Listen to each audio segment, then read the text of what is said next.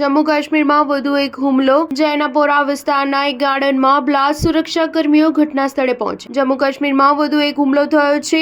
શોપિયાના જૈનાપોરા વિસ્તારના એક ગાર્ડનમાં બ્લાસ્ટ થવાથી હડકંપ મચી ગયો છે। આ બ્લાસ્ટની સૂચના મળતા જ સુરક્ષાકર્મીઓ ઘટના સ્થળે પહોંચી ગયા છે અને તપાસ હાથ ધરી છે। જો કે હાલમાં આ બ્લાસ્ટમાં કોઈના ઘાયલ થવાની માહિતી નથી મળી।